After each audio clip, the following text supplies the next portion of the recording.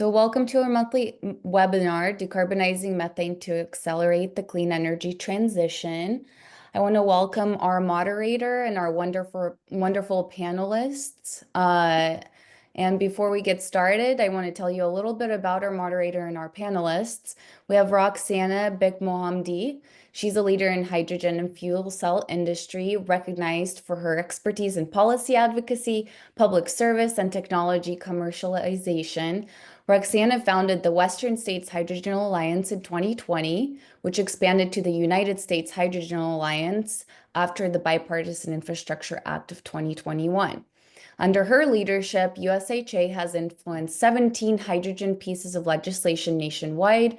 Previously, Roxana led a hydrogen policy lobbying firm in California and worked at the California Air Resources Board. She holds a master's in environmental engineering from UC Irvine and a bachelor's in chemical engineering from UCLA. Welcome, Roxana.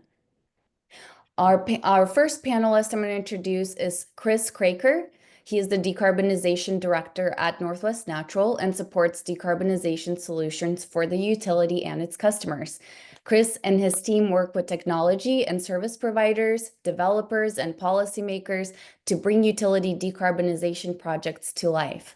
Before Northwest Natural, Chris worked in a market transformation with NIA and in manufacturing in the automotive and transportation industries. He also has extensive experience in refrigeration industry, product design, manufacturing, and marketing. That's a great background, Chris. Welcome. Our next panelist is Motusi Paul. He leads business development and government affairs at Modern Hydrogen, which is a Seattle-based energy technology company backed by leading climate tech and utility investors, including NextEra Energy, National Grid, and Bill Gates. He has spent over 20 years in distributed energy and industrial operations, starting with Cummins. Brad Archuleta is our next panelist. Brad is a UA Local 290 member, currently serving as the Salem Area Business Agent, Organizer, and Training Coordinator. He also serves as a business agent for the Local 290's pipeline and gas distribution work in 290's jurisdiction and is the VP for the Local 290. Brad has been a welder, steam fitter for 34 years and has worked all over the United States, including in hard-to-decarbonize industries and natural gas pipelines.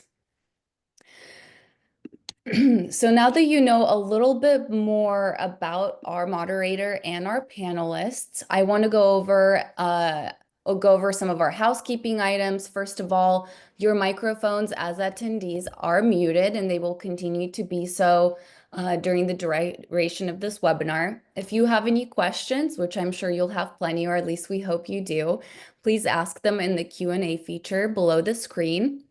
And do so in real time. At the end of the webinar, we're going to have a Q&A session. We'll take your questions in order they're received. As a reminder, this webinar is being recorded. We will be posting this webinar on our YouTube channel. So if you happen to have to hop off a little bit early, please visit our YouTube channel and check out the rest of the content from our wonderful panelists and moderator. I also want to invite you to join our March 20th webinar, Carbon Management and Decarbonization with GTI Energy. It should be really great content and we look forward to seeing you there. Please remember to register on our website.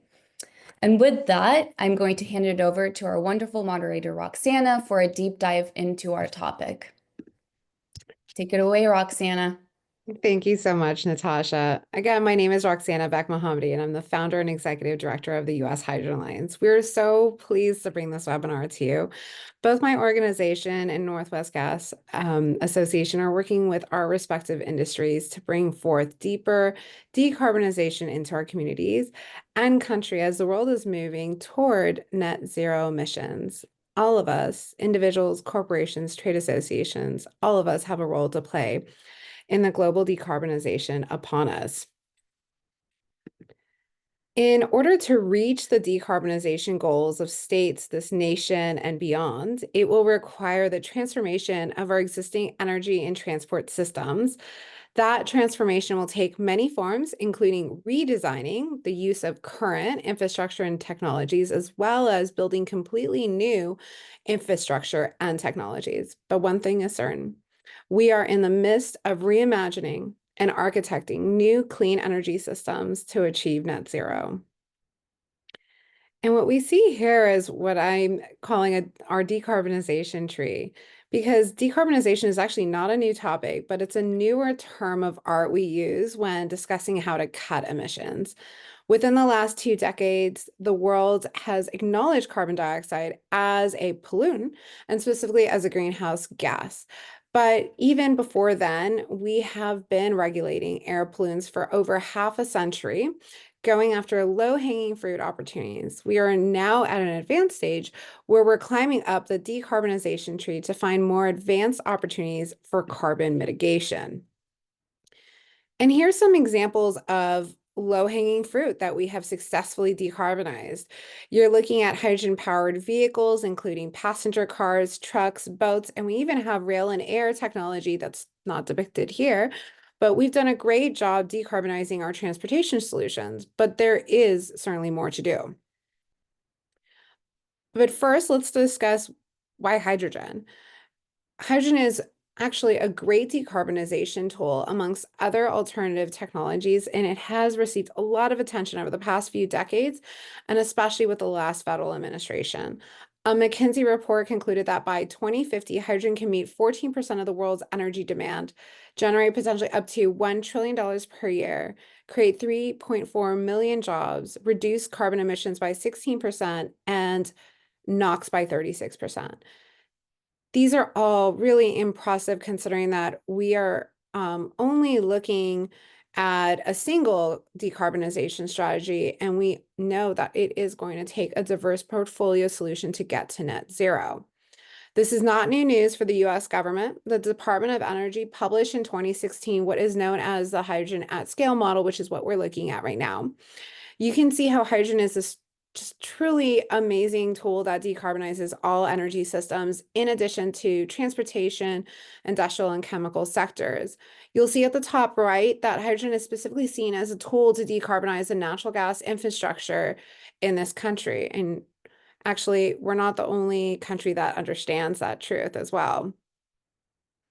What we also have with hydrogen pipelines is the opportunity to not just decarbonize the existing natural gas infrastructure, but actually to assist in providing additional energy capacity for the country, which we know is a high priority, not just with this new federal administration, but something that we all know that is absolutely necessary for us, especially as we have new loads coming onto the grid. Hydrogen transport via pipelines can be 2 to 4 times cheaper than putting up transmission lines. It contains 4 times the energy. So really, we can start thinking of hydrogen as a way of moving electrons.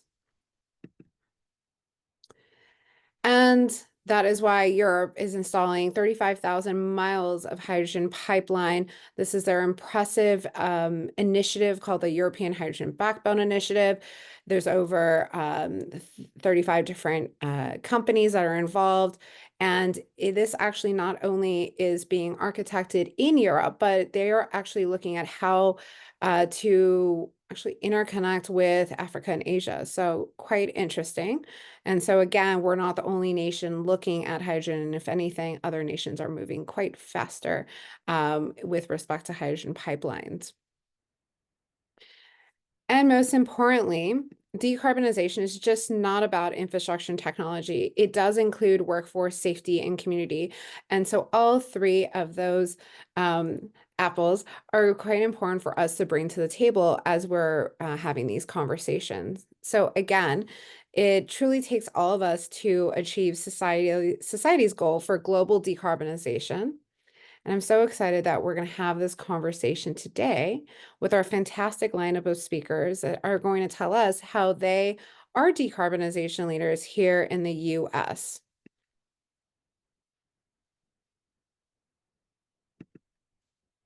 Beautiful. So I'm actually gonna start with Chris from Northwest Natural. Actually, before I start with him, let me just remind everybody, please use the Q&A function below to ask any questions. We'll be addressing them after our panel discussion.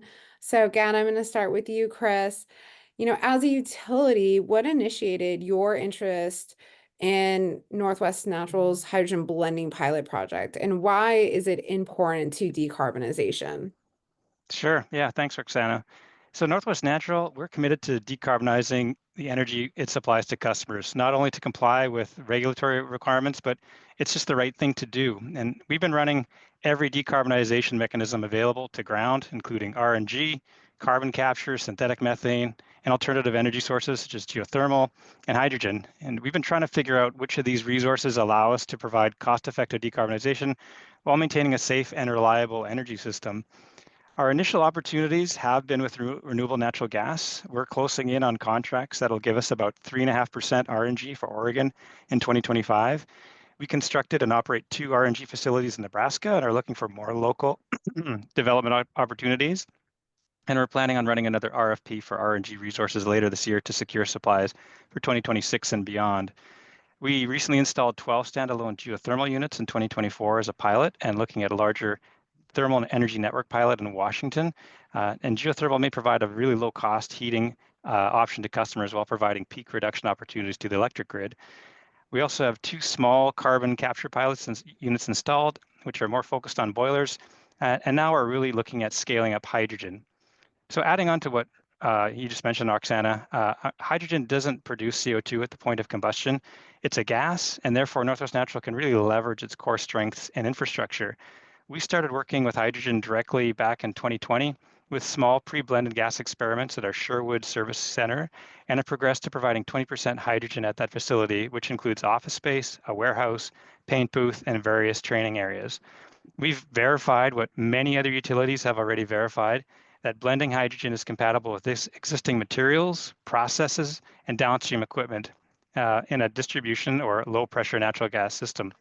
So you can see in this slide that we are not alone in the hydrogen blending journey. You can see entities such as Hawaii Gas, who's been blending upwards of 15% since 1974. So over 50 years of putting in hydrogen into their distribution system. We have more recent developments like Enbridge and Centerpoint and ATCO that are putting in between 2 and 5%. And you can see since for decades, entities such as Singapore and Hong Kong utilities have been blending upwards or providing upwards of 50% hydrogen to their customers for safely for many, many years. So hydrogen works in our system. And so the next question is how to really scale this up.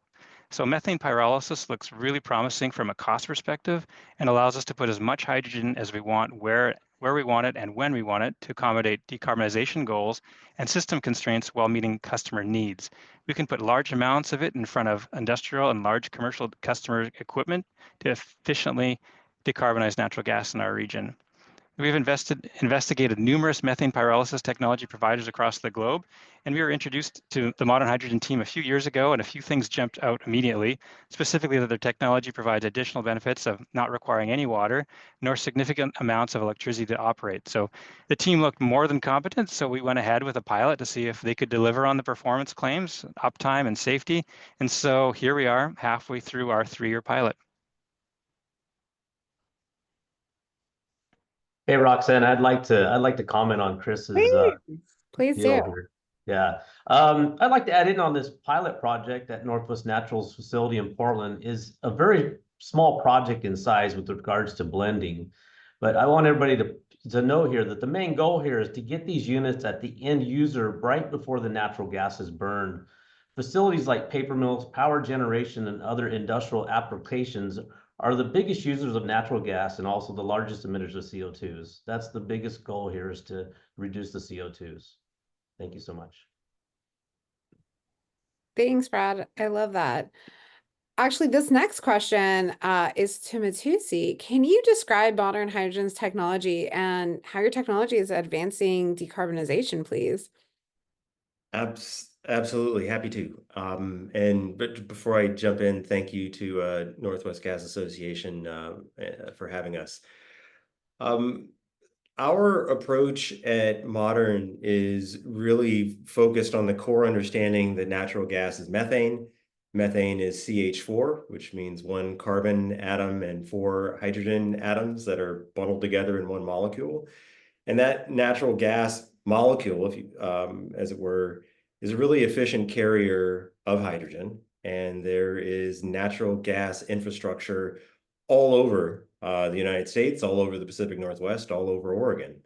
So that opportunity, from Modern's perspective, is if these natural gas molecules are already going where the heating and energy loads are, then the most economic way to deliver hydrogen and deliver actionable decarbonization for commercial and industrial operators is actually to crack the natural gas into its constituent carbon and hydrogen atoms exactly where it's needed. So the infrastructure is already there. The fuel stock is already there. The question now is how to economically deliver that actionable decarbonization at the point of use. Chris talked about that just a moment ago about delivering valuable decarbonization at the burner tip. The way we do that, and this is in the animation in front of you, the idea is that this pyrolysis of natural gas is a process that happens at really high temperature. And we need individual natural gas molecules to get hot enough, not to where they burn, but they get hot enough to where the bonds that hold the carbon and the hydrogen together dissolve. So you can see in the image here, we have CH4 or natural gas entering what we call the pyrolysis chamber. That's where the molecules get hot. The hydrogen splits off, the little black dots that represent solid carbon fall out. And from our produced hydrogen, we take about a quarter to a third of our total hydrogen that we produce. And that's the clean fuel that we use to drive this continuous thermal process to crack natural gas into high value hydrogen. And in our case, high value carbon. The carbon is a performance enhancing material for roads. So we have a number of contracts in the Pacific Northwest where large asphalt companies are using our carbon product to make roads stronger and more economic. And the hydrogen goes to commercial and industrial operators to decarbonize furnaces, to decarbonize boilers, to decarbonize on-site power generation.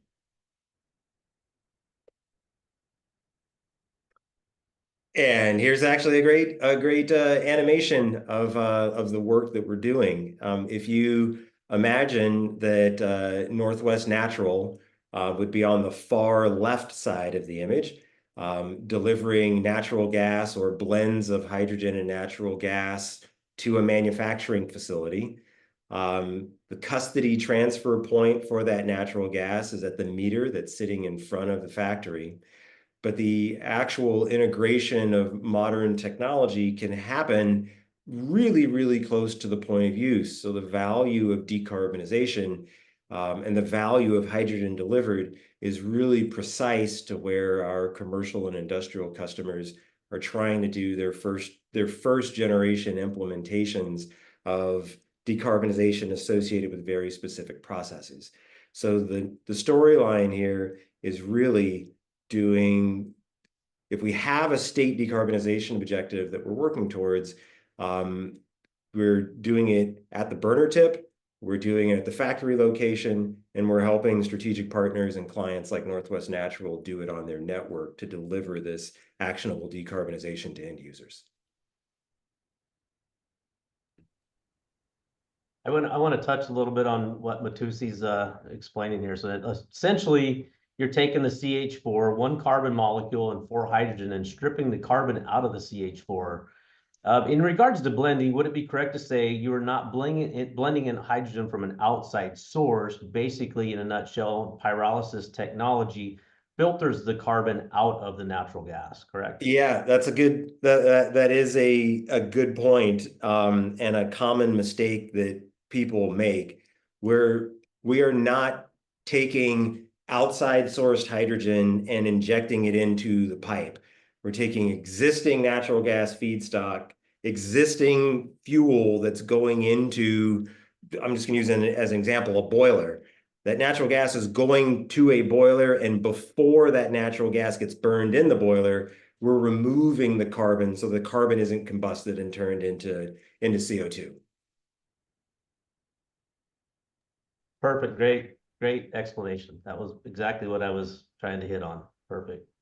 I would almost say that's very convenient decarbonization, but maybe that's too much of a nerdy joke for you. Well, actually, Brad, my next question is to you. I mean, what is the role for workforce when it comes to decarbonization? First of all, thanks for the question, Roxana. I'm truly honored to be sitting here with you, Northwest Natural and Modern Hydrogen, on this panel today. UA Local 290 is ready, eager, and committed to doing everything possible to sustain a cleaner environment with decarbonization. We bring the expertise of moving products through piping safely and efficiently. Our members not only know how to install the piping to the highest standards, but also to meet the most stringent safety regulations in the industries we serve. Our highly skilled workforce in the UA is a necessary ingredient in the solution to a cleaner environment. Our industry is consistently changing. We need to stay ahead of these processes and materials we use to install some of the most technical and critical systems. Future technology doesn't require future skills. We are already performing highly technical installations in high-tech facilities, chemical plants, and other industrial facilities throughout the Northwest. These facilities require a high level of professionalism and training. The UA has been up to this task, providing workers in these industries for over 130 years. We deliver a safe, high quality, and productive workforce to the industries we provide a good standard of living for our members. Our contractors and their customers are an essential part of this process. The United Association of Plumbers, Steamfitters, Welders, Pipeline, and HVACR workers consists of over 380,000 members in more than 300 local unions throughout the United States and Canada. Local 290 has 5,306 members, roughly right now about 500 travel card members, and 743 apprentices ready to accept the challenge. We can't solve decarbonization of the environment without the workforce, and labor is committed.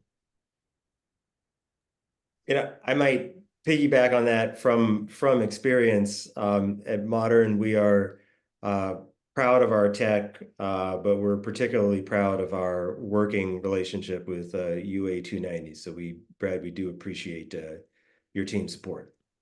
Thank you, Matusi.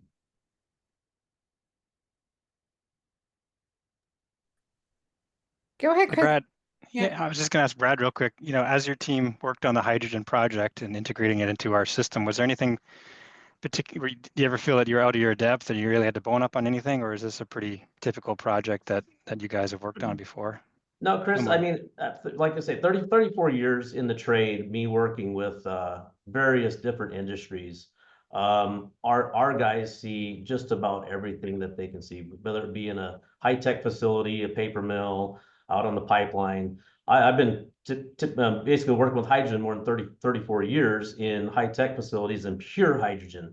And those applications doesn't really have any special materials used, maybe stainless steel piping and so forth, maybe some special valves, but it's nothing new to us, and our people are trained at everything that's out there. And anytime any new stuff comes up, like this modern hydrogen, we're all in, we're digging in, trying to find out what materials they're using, processes, safety regulations, and everything that's needed for us to go out and do the work. Great. Thanks, Brad. Yeah. I love that. Thank you so much. It's so good to hear all three of you going at it here. So, we talked about how we're playing this role in decarbonization, but really, I love this juicy part, which is what are the challenges and opportunities? And specifically to you, Chris, I mean, you guys have a tough job here. I mean, you're balancing basically the desire for decarbonization, your customers' needs, government, goals. How do you address and balance all of these requirements? Yeah, thanks, Roxana. So yeah, customers, they demand safe and reliable and least cost energy to be delivered to their homes. And decarbonization has to fit into that framework.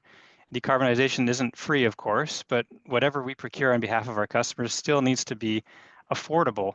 Energy costs are really concerning right now, and we currently have legislation in Oregon that will be driving up these costs considerably given their challenging structures and targets. But right now, hydrogen is showing significant promise to be a least cost, least risk resource for customers. And using technologies such as methane pyrolysis, we can decarbonize large industrial and commercial customers efficiently by delivering 100% hydrogen to them. So we get a lot of bang for a buck at one point. We may need to change out some equipment to accommodate that, but it's still likely to be a least cost way of decarbonizing.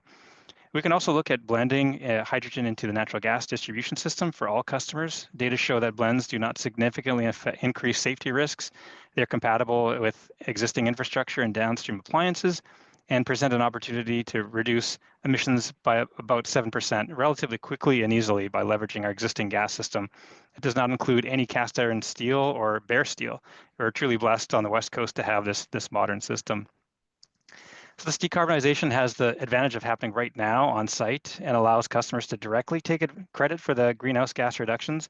They're measurable and can keep energy benefits and jobs right here in the state. And this is much more desirable than having them to pay for instruments that may or may not provide decarbonization at the end of the day. In addition, customers expect their equipment to work when they want it to, safely and reliably. Decades of delivering hydrogen to customers using gas distribution systems tells us we can do this with blending. And once we figure out which hydrogen production technology can do this at the lowest cost, we can move to blending upwards of 20% to all customers to decarbonize our energy supplies a little bit further.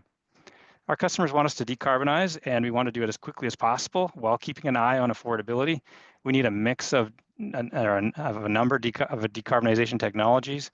And right now, hydrogen is looking like it'll make up a significant portion of our energy supply. Roxanne, if I might piggyback on that, I think one of the themes that Chris has touched on a few times at a few points here in his comments, if our objective is decarbonization, then it really needs to be an all of the above approach. And if our electrical grid is capacity constrained, to me personally, that doesn't mean, oh, we don't have electricity, therefore we don't decarbonize. It means we don't have electrical capacity, which means we need to find another way to decarbonize. And that decarbonization has to be actionable. It has to be cost effective. And if you're on the manufacturing side or the industrial operator side, and I'm sure Brad can speak to this, you don't want to change your process. The last thing you want to do is change your process. So integration of hydrogen into our kind of energy ecosystem, and specifically in removing carbon from natural gas before that natural gas is combusted, gives us a pathway to make decarbonization achievable without new infrastructure, without waiting in a queue for enough electricity to get on the grid, without having to outbid a data center for power supply to buy a bunch of new electrical equipment or electrically driven process equipment at a location where the operator is just like, I have an emissions target I need to meet, help me get there. Hydrogen makes that accessible, and methane pyrolysis in particular makes it economic by ensuring that you're not using energy from the grid to deliver energy value in the form of molecules to the end user. So it really, really comes down to economics. Yeah, I would like to touch on that a little bit too, with with what Chris was saying. Also, we need to educate the community and the government in the way we can help decarbonize and support climate change. Local 290's team met with the governor here a few months ago and explained this process right here to Governor Kotek, and she was all ears, and it was a great conversation to be had. We need to educate legislators, the community, everybody on what we're doing here, and then it makes more sense if you're going forward with this. I'm all in favor of a diverse energy grid. We got to have more stuff out there to help combat the climate change. Thank you. I really appreciate this conversation. This, I feel like, has been my life over the last almost 2 decades, where it's this conversation between ideology and pragmatism and actually getting stuff down on the ground as quickly as possible, because the decarbonization wins that we can achieve, the emission reductions that we can achieve right now compounds over time.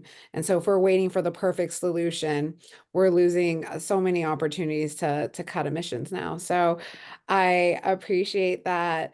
Well, Matusi, can you describe the role that modern hydrogen plays as a technology provider, especially in relation to the utilities and its customers? You're constantly trying to sell your technology as an decarbonization solution that's pragmatic and something that we can use today.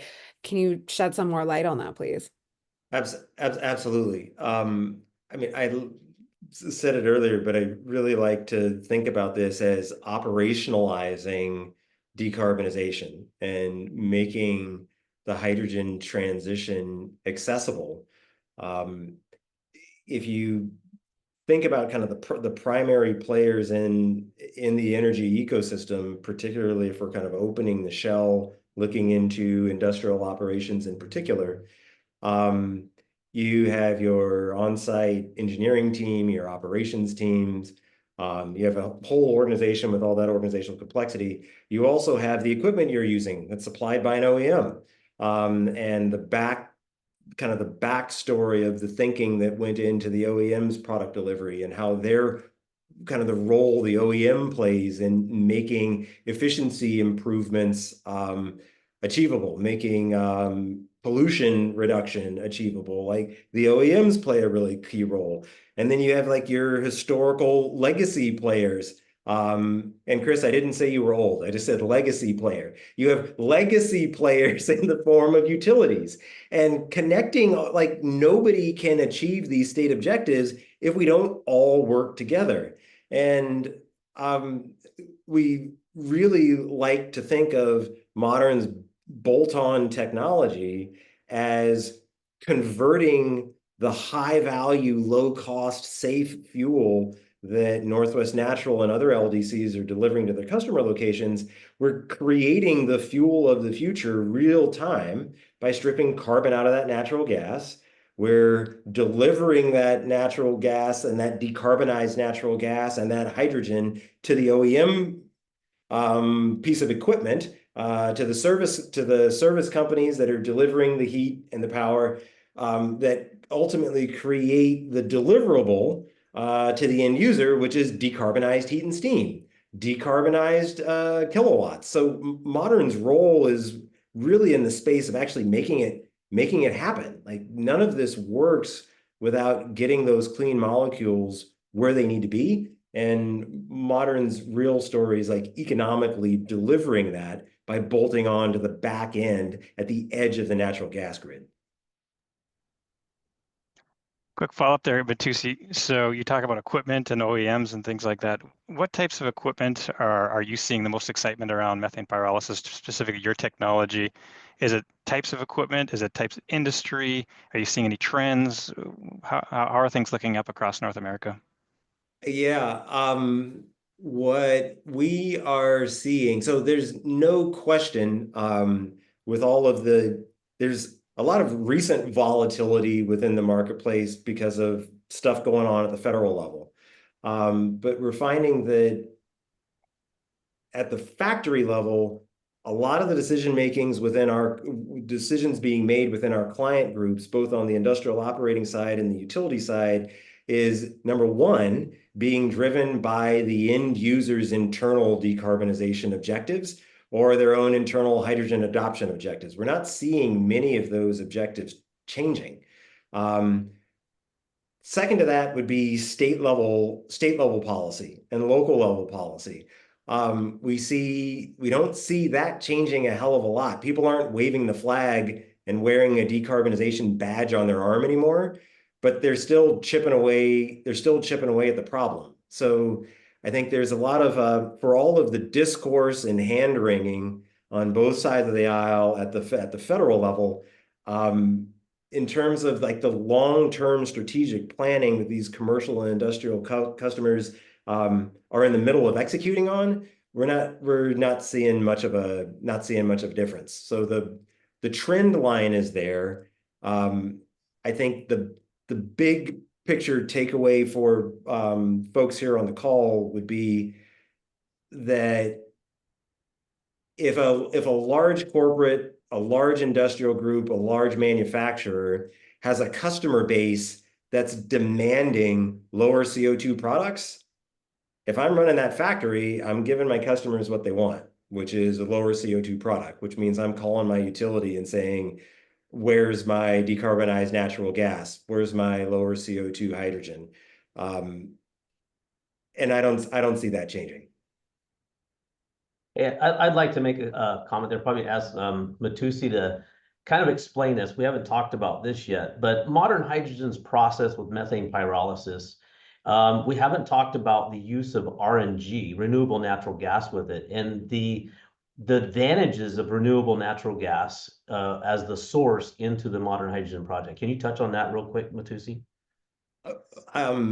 Yes, but first let me zoom out just a little bit. Chris mentioned at the top of his comments Northwest Natural's existing body of work around RNG and procuring RNG supplies for Northwest Natural customer base. RNG is a really, really easy way to reduce net CO2 emissions. The problem is there isn't much of it. It is highly coveted, and it is going to become, while I think production of RNG is going to increase significantly over time, represents a tiny fraction of our total. The potential availability of RNG will always be a very small fraction of our country's total energy demands. So it's going to be hard. It's going to be hard to get it at the scale that would be necessary to decarbonize everything. So to Chris's comments about our needing to have a portfolio of different solutions to enable decarbonization, on the modern side, our argument is where you don't have access to RNG, or if RNG is too expensive, then decarbonizing natural gas to enable commercial and industrial decarbonization via delivery of clean hydrogen is an awesome way to complement RNG.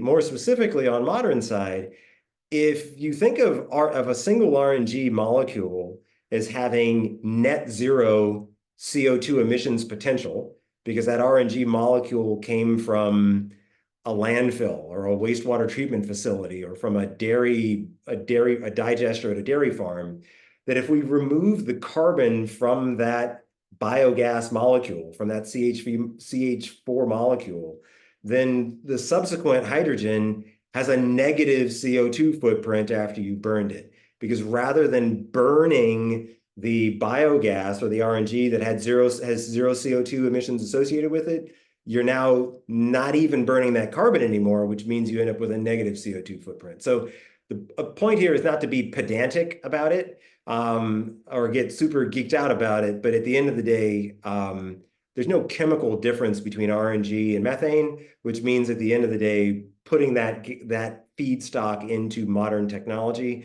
can result in an even cleaner fuel stream in the output hydrogen. Yeah, I hope that answered your question. Yes, that's perfect. Thank you. you sequestered carbon, Yep. renewable carbon, so it's great. You took it out of the cycle, so it's a win-win for all. And my next question is actually to you, Brad. Number one thing that we always have to be concerned about, but is an afterthought for most people, which is, do we have the workforce to actually install and maintain these systems? I have personally witnessed multi-million-dollar projects not operating because they simply didn't have the workforce to operate the clean technology. So it's kind of a bit of a tragedy in that respect. So, I mean, is the workforce prepared for hydrogen? And if not, how are you preparing for it? And especially with safety in mind? Thank you, Roxanne. UA Local 290 invests approximately $11 million in training each year for journey person and apprentices. Local 290 apprentices serve a 5-year apprenticeship gaining knowledge while they are working in the field. When they complete their apprenticeship and turn out as a UA Journey person, they are debt-free. While they attend classes at one of our 8 training centers throughout our jurisdiction, they achieve certifications in various aspects of our trade. UA certifications are recognized throughout the building industry and trades. Our certification programs ensure that our members have been trained in the latest techniques and are familiar with the most current standards. When you obtain a UA certification, contractors and employers will know that you're a highly trained professional tradesperson. Our certification programs are overseen and validated by objective third parties. They allow our brothers and sisters to become certified in a wide range of areas, anything from welding inspector to backflow technician.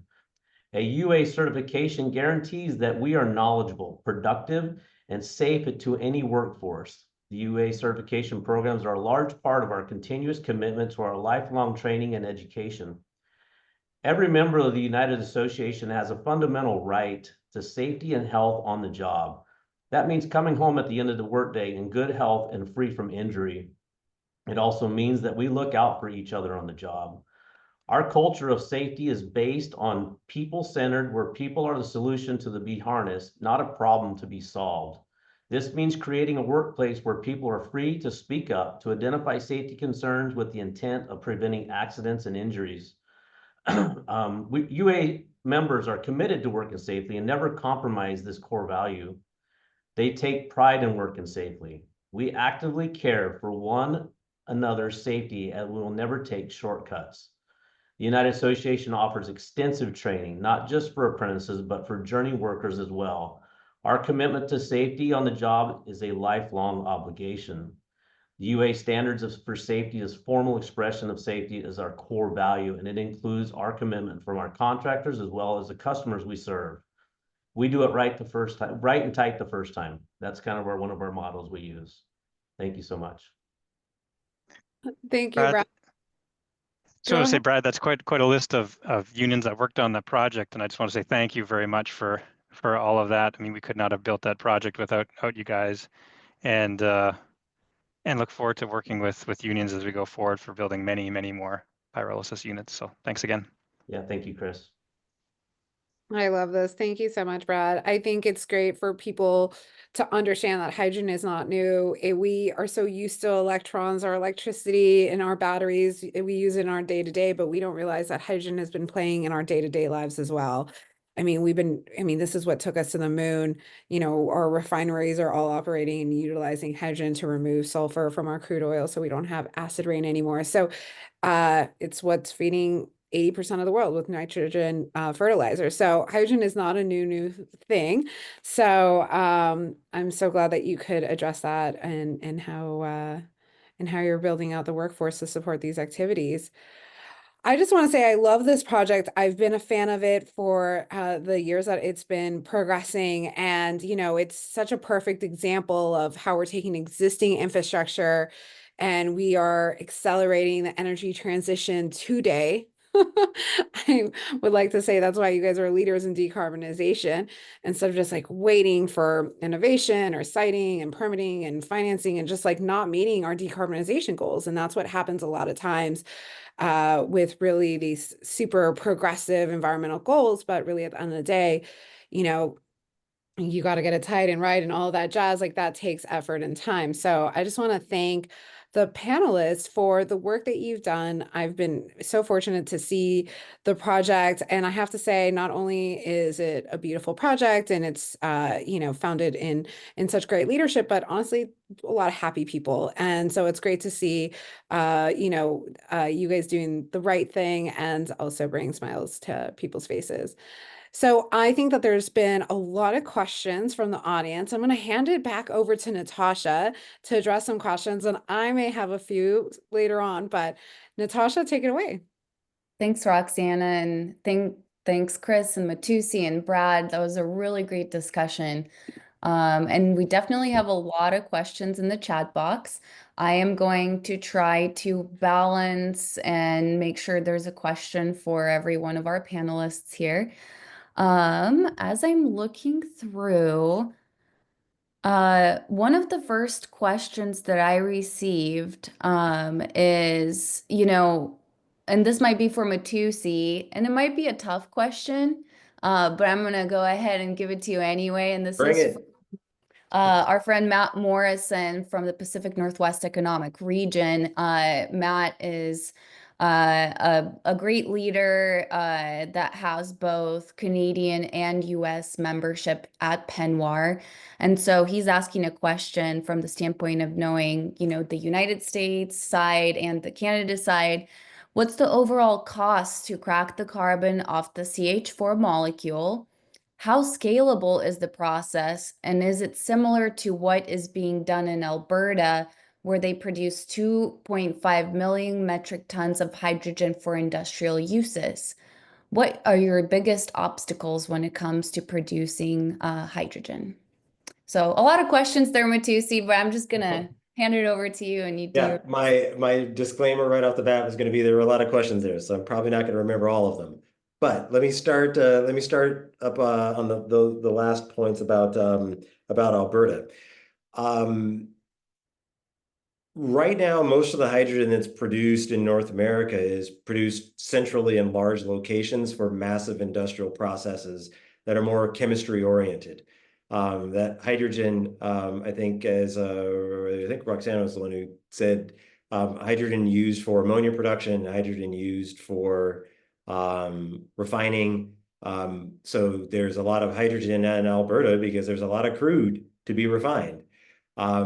Modern's approach uses a very different process to generate the hydrogen, and our hypothesis that there's greater economic value in being able to deliver hydrogen faster without having to compress and liquefy and truck hydrogen to where it's actually needed.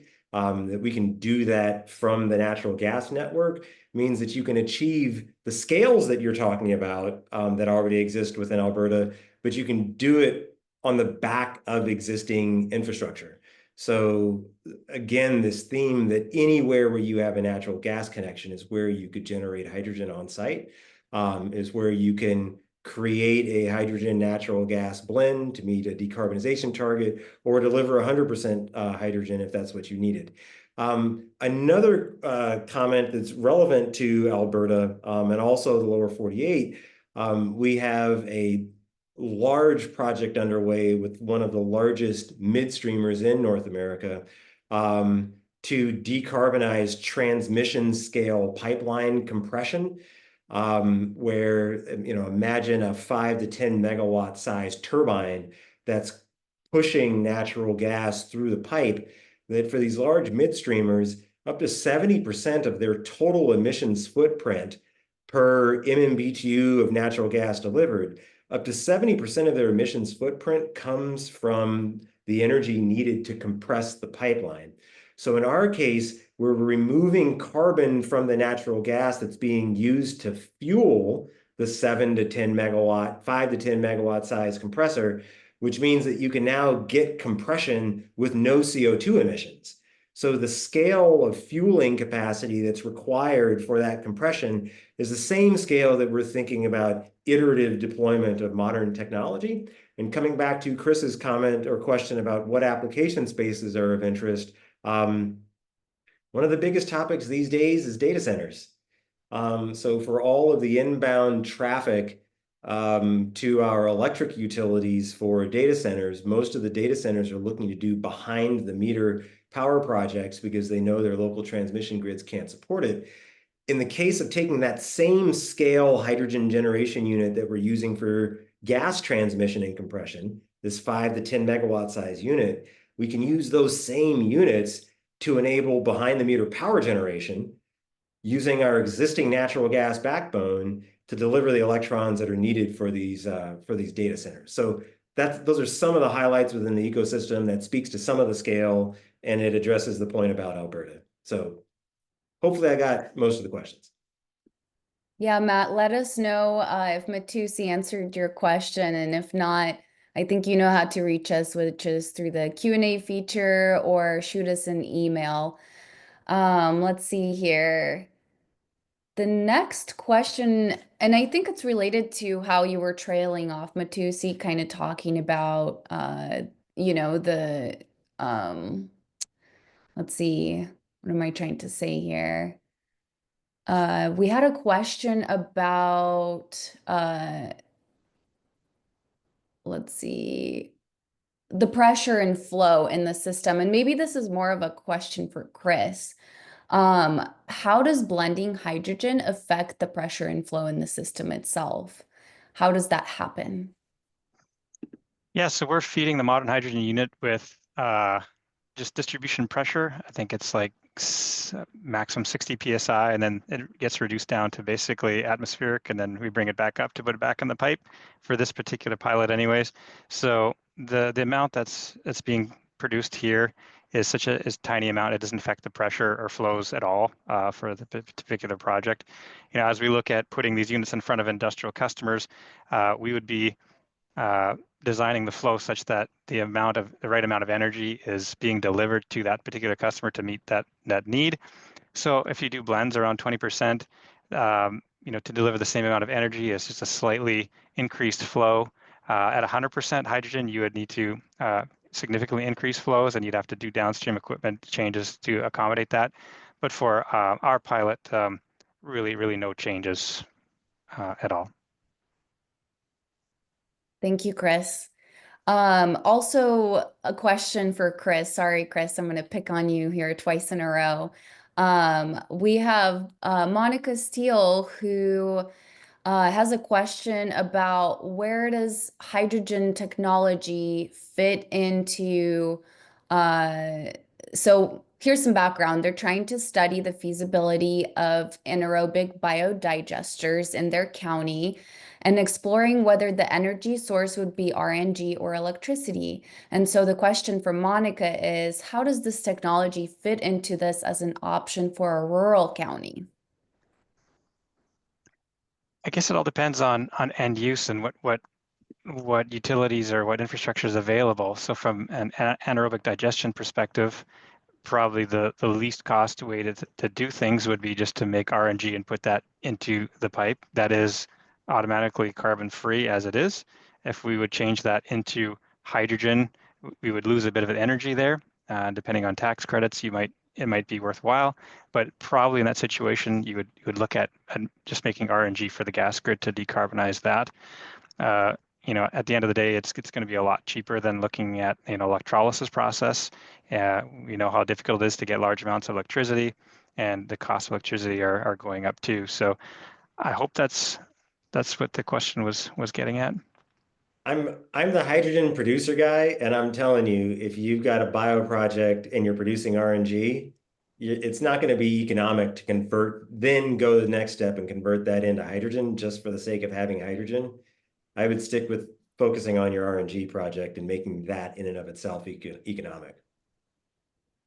I mean, there could be other hydrogen applications potentially. If you could sell it as a retail fuel, that might be worthwhile. If you're producing power and it's cheaper that way for you, that's another. There you go. Roxana's got the idea. If you want to build a municipal transit fueling facility outside of your digester and sell better than green hydrogen, then we absolutely want to talk about methane pyrolysis to decarbonize your biogas to build a clean transit fueling center. And that's just the beauty of architecting. Like we said, we're completely creating new systems here. So we have to get creative.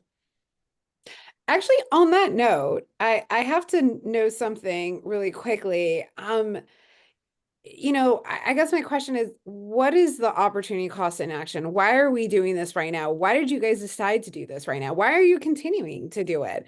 Because I mean, the why is the most important piece of doing anything really.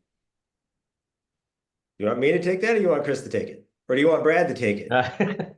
Chris would look like he was thinking hard, but yeah, whoever wants to take. I would like to, I'll like to touch on that first, and then maybe those guys could follow up. So I did an energy study overseas last year in Denmark, and we experienced a vast array of sustainable green energy projects, including one with hydrogen. And there's just so many things out there, like we talked about with RNG and other ways to make this happen and different blends and stuff. And we're falling behind and need to catch up.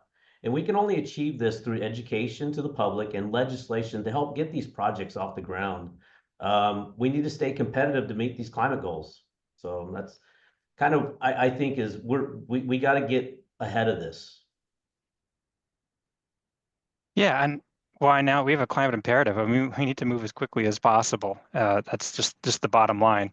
And we also need to look at costs for our customers. So looking at this technology, it really looks like it could be a least cost way to go. We have the natural gas system in place that can deliver the bulk of the energy that it does today, and at the very last minute, filter out the carbon and decarbonize customers directly right on site. They can claim all of those benefits and leverage what we have in place. So, we need to figure out if this technology works, and if it does, how do we scale this up really, really quickly? That's what the pilot's all about. And so far, it's looking quite promising. The Modern Hydrogen team, I just want to add, has been fantastic to work with. They've been very responsive, and so far the technology has been working. So yeah, just got to do something right now. I would Okay. Oh, go I ahead, would just Matusi. Yeah. chime into your question, Roxana, that from our side, I mean, all this is being driven by demand. It's being driven by commercial and industrial operators that are trying to figure out how to make progress on their decarbonization objectives. So it's not a top-down thing, rather there's demand, and if either we're going to take a domestic solution using domestic natural gas with domestic technology that is manufactured in the Pacific Northwest, or to Brad's point, you're going to import Chinese solar panels and tell people that now they've got to rejigger all their businesses to electrify using imported solar. I think natural gas is the backbone, and decarbonizing that natural gas and delivering clean hydrogen just makes economic sense. How dare you like serve us the greatest points there? Yes. Thanks, Matusi. I want to thank Roxana and Matusi and Brad and Chris for joining our webinar today. Unfortunately, we are running out of time. If you do have questions and they have not been answered, please contact me directly at jackson@nwga.org. The Gas Association would be happy to connect you and discuss your questions further. And so with that, I want to invite all of you to join our March 20th webinar, Carbon Management and Decarbonization with GTI Energy. It should be a fantastic discussion. Please join us, register on our website at nwja.org, and also check out some of our other events. And as always, we are available and able to answer any questions that you have left. I want to thank everybody for joining us. And with that, we are going to end our webinar. I hope all of you have a great day, and we'll see you next time. Thank you so